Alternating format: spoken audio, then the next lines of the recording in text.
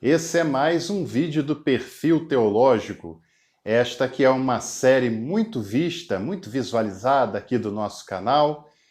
E espero que você veja também esse e os outros vídeos do Perfil Teológico, como também o conteúdo em geral aqui do nosso canal. Sou o Dr. Jansen Racco, sou teólogo, historiador, e neste canal nós falamos um pouco sobre teologia, história, política, atualidade, e tenho certeza que esse é um conteúdo que vai ser relevante para o seu pensamento, para a sua formação, para a sua caminhada. Então inscreva-se aqui no canal, deixe o seu like, compartilhe esse conteúdo.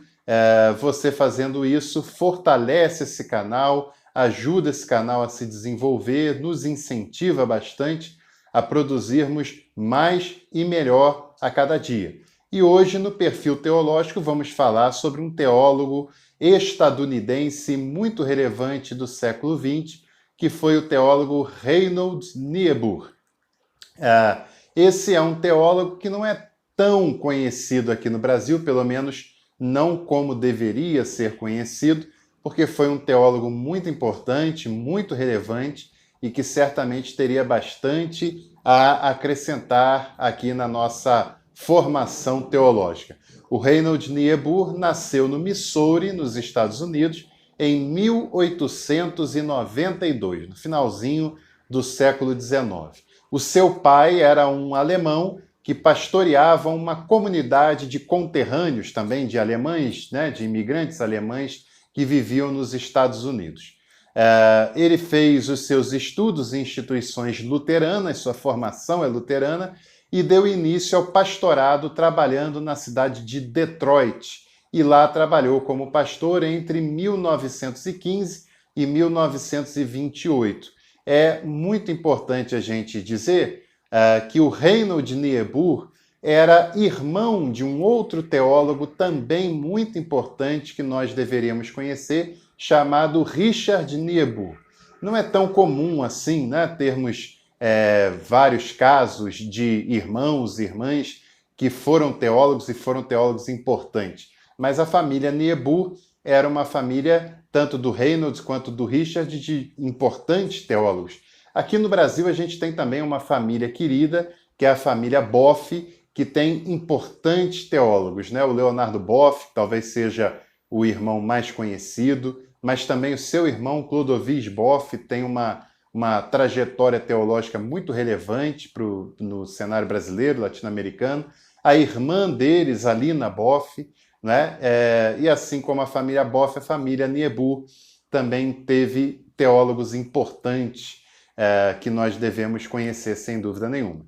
O Reinhold Niebuhr, que é de quem estamos falando, foi muito impactado pelas demandas sociais dos trabalhadores de Detroit, que havia multiplicado a população por causa do crescimento industrial, que foi meio que desordenado, e com isso a população multiplicou e cresceu rapidamente. E é claro que toda vez em que há um crescimento demográfico desenfreado, isso gera problemas sociais, problemas de inclusão social muito notáveis. O Reinhold Niebuhr notou, se preocupou com esses problemas lá em Detroit e resolveu se dedicar e se envolver com essas demandas. Resgatou o conceito de pecado ao ver as desigualdades das pessoas, das quais as pessoas eram vítimas. Para o Reinhold Niebuhr, o pecado não era só uma questão de teor moralista, como infelizmente muitas pessoas ligadas a igrejas no Brasil entendem pecado, mas o Reinhold Niebuhr começa a ver o pecado no seu sentido social, no sentido da exploração, da desigualdade, e ele começa a denunciar esse pecado, que certamente é pecado, não só segundo o pensamento do Niebuhr, mas segundo os próprios profetas do Antigo Testamento, segundo o próprio Jesus nos Evangelhos, né? E esse trabalho foi muito intenso do Reinhold Niebuhr, e ele viu que o liberalismo econômico, que o capitalismo, era um oponente dos valores bíblicos de justiça. Que coisa interessante isso, de um estadunidense que conheceu de perto, que viveu nos Estados Unidos toda a sua vida, que lidou com as questões pastorais e hoje há uma desconstrução histórica propositada com interesses próprios, principalmente aqui no Brasil, que tenta relacionar o comunismo, o socialismo com questões anticristãs, antibíblicas, que tenta relacionar isso com algumas pautas moralistas e, na grande maioria das vezes, é baseada em fake news, né? São propostas que, na prática, não existem, não acontecem, que foram forjadas para tentar fazer com que o público, o grande público do eleitorado brasileiro tivesse preconceito e distanciamento dessas causas socialistas de esquerda, no modo em geral. E o Reinhold Niebuhr vem nos dizer uma coisa muitíssimo importante que precisa ser dita, que o liberalismo econômico, que o capitalismo é uma corrente contrária aos princípios bíblicos, aos princípios evangélicos de justiça. Onde o capitalismo impera, onde o capitalismo é desenfreado, é impossível que haja justiça social, porque o capitalismo gera desigualdades, o capitalismo gera desemprego, o capitalismo gera concentração de renda, e isso é injustiça, e injustiça é pecado, e vai contra aos princípios bíblicos e aos ensinamentos de Jesus. Em 1928, o Reinhold Niebuhr deu início à sua importante carreira docente como professor universitário. Trabalhou no Seminário Teológico Unido de Nova York, onde conheceu Emil Brunner e Paul Tillich, dois gigantes da teologia do século XX, Emil Brunner suíço, Paul Tillich alemão, e também trabalharam lá nos Estados Unidos, em Nova York.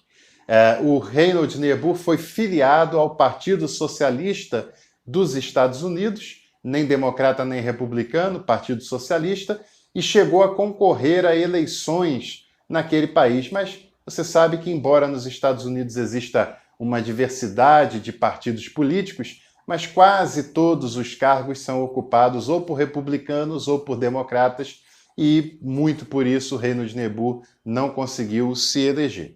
Aliás, é um caso também à parte, né? Que a gente tem falado de muitos teólogos engajados politicamente, socialmente, mas que não concorreram a cargos públicos. O Reinhold Niebuhr assim o fez, né?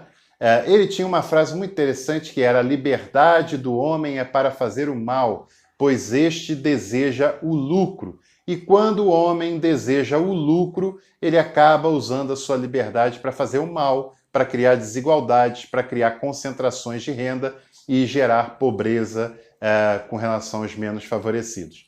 Denunciou que vários cristãos eram traidores do evangelho por causa do seu apego aos lucros. Para o Niebuhr, quem é apegado ao lucro e à concentração de renda é um traidor do evangelho. E ele também dizia que a maior heresia que a igreja pode cometer é se confundir com o próprio Deus. Segundo Niebuhr, e tem toda razão nisso, no Brasil acontece muito também, infelizmente, a igreja quer ser confundida com o próprio Deus, como se a igreja e Deus fossem a mesma entidade, a mesma pessoa, mas não é.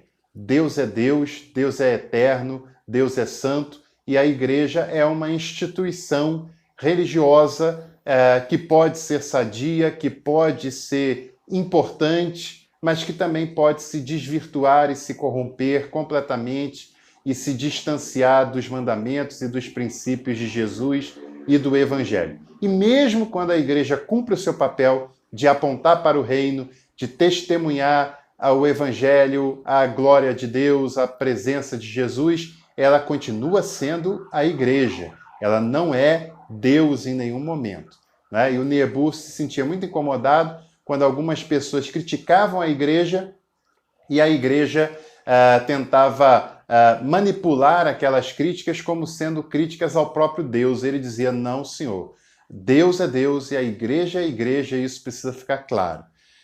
A sua teologia era prática e engajada. Aliás, teologia que é apenas especulativa, apenas no campo das ideias, apenas no pensamento, que o teólogo fica só dentro de casa, só postando frases de efeito no Facebook, só postando fotinhas e conceitos no Facebook, isso não é teologia. Teologia de verdade requer engajamento, requer concretude, requer identificação com a vida concreta, com a vida real e principalmente estar ao lado das pessoas menos favorecidas, das pessoas mais vulneráveis. A teologia, para ser de verdade, tem que ter barro nos pés, tem que ter sujeira nos pés, ou seja, sujeira acumulada com o caminhar da vida, com o caminhar do chão concreto da existência das pessoas que mais precisam do apoio da igreja. A teologia que é feita apenas pelo Facebook, por rede social ou no aconchego do gabinete ou da casa, seja de quem for, não é teologia, é apenas devaneios que não mudam e que não transformam a vida de ninguém e que não tem a ver realmente com a proposta de Jesus, que era de caminhada. Niebuhr foi um importantíssimo teólogo estadunidense, um importantíssimo teólogo contemporâneo do século XX, especialmente.